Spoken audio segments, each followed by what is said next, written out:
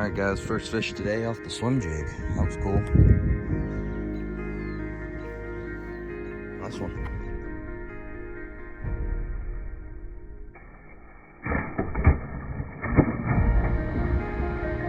Look at this another nice little chunker off the swim jig, man. These fish are, I want to say they're post-spawn and feeding up. That's what it looks like. Alright, let's get them back in. And I am finding them this morning on the swim jig. Look how they're eating it too. Screwy Louie swim jig. Alright guys, how you guys doing today? Welcome to another episode of the TheMonValleyFisherman. And here, I'm going to bring you guys some on the water tips and give you a tip video. Down in the comment section below, I had a guy or a lady that asked if I can start giving more detailed examples or show you guys how to fish the certain lures that I'm fishing. Right now I have a Screwy Louie Lures I want to say a 3/16. I think this is one of their older generation swim jigs. I'm not sure if you can find it anymore. I got this baby bass or a green pumpkin with a white belly. And then I got a green pumpkin Rage Crawl Menace on the back of it on the swim jig. And guys, this swim jig is coming through this grass so nice this morning. So what I'm trying to do is I'm trying to cast it out and get it in between the grass patches. There's just a ton of grass patches out there that you guys cannot see.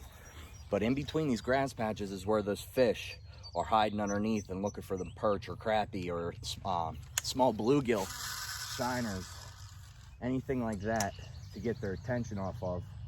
Now this morning I probably lost about a 4-pounder. I was on the other side casting to this side and he was about 4, and man, that just sucks. But with these swim jigs, guys, you want to give a different cadence of a retrieve.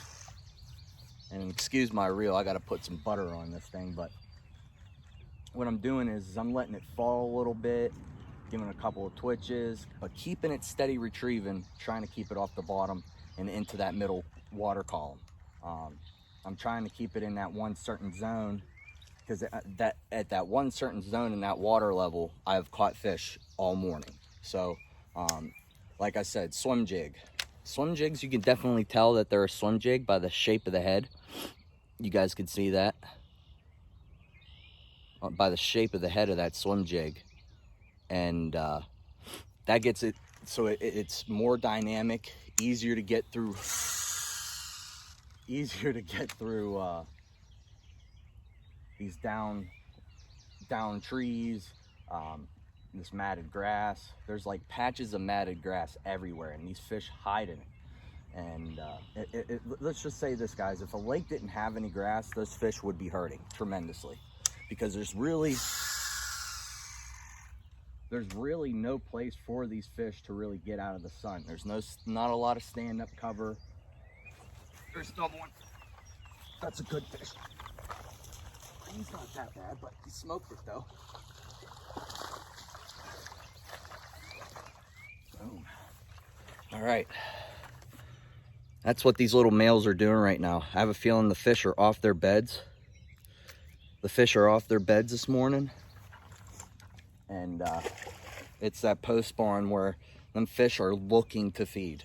They're tired, they're sluggish, and now they're, they got out for a couple weeks, suspended a little bit, maybe ate a couple of things that were easy for them to bite.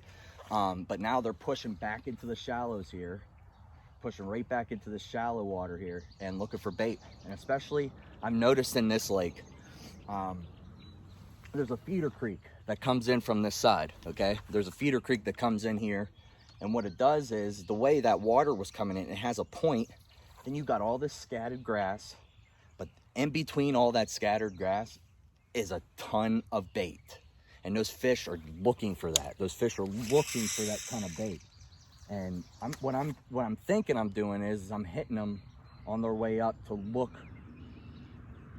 for these fish. They're making the way out and in. They're getting to that transition phase and back into the shallow water to feed. That was so cool. Yeah, there was a couple, like I lost a big one this morning, guys. I let it drop. I let the swim jig drop, and I picked up and he was on there. I don't know how I got off, how he got off, but he was a solid 4.5, 3.5, 4 maybe. I mean, he was nice.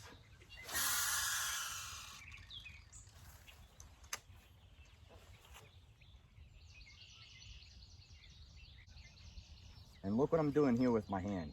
I'm giving it different retrieve options. I'm making it so that, so let's say if I'm reeling and I'm doing this, boom, boom, boom, boom, boom. What I'm doing is I'm actually getting that skirt to flare out and to give a little bit of extra loving. Just so, because if there's something chasing right behind it, you flare that skirt and it stops for a second, the only thing that they got to do is to open up their mouth to eat that bait. Swim jigs literally are my favorite thing to throw for largemouth, like paddle tails for smallmouth for me. I just think it's like, it's one of those things that it's a reaction bite and you can feel it, and they knock the crap out of it when they're really on it.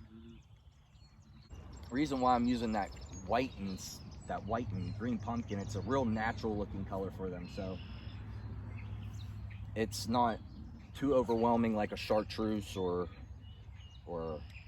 red or orange. You know, this time of the year you want to keep it natural. Green pumpkins, black and blues when it's muddy. Hell, even black and blues when it's clear too, guys. Don't be afraid to throw black and blue. That black and blue will get them. Maybe I found some perch.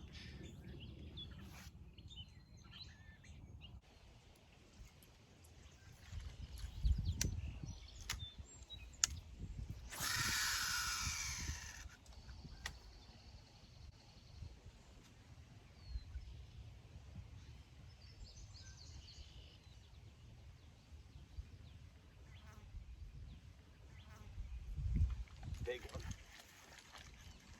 Big.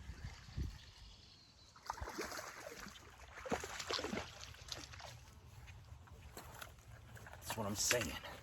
That's what I'm saying. They want that swim jig today, boys. They want that swim jig today. I mean, look at that. Nice little chunker. Nice fish. Steady retrieve through the grass.